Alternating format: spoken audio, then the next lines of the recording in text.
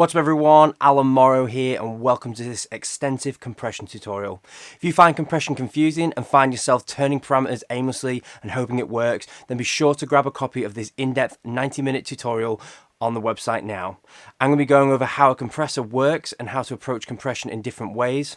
I'll be showing you how you can use compression to either shape the sounds or control the dynamics of elements such as your kicks, basses, sub-basses, claps, percussion, plucks and vocals.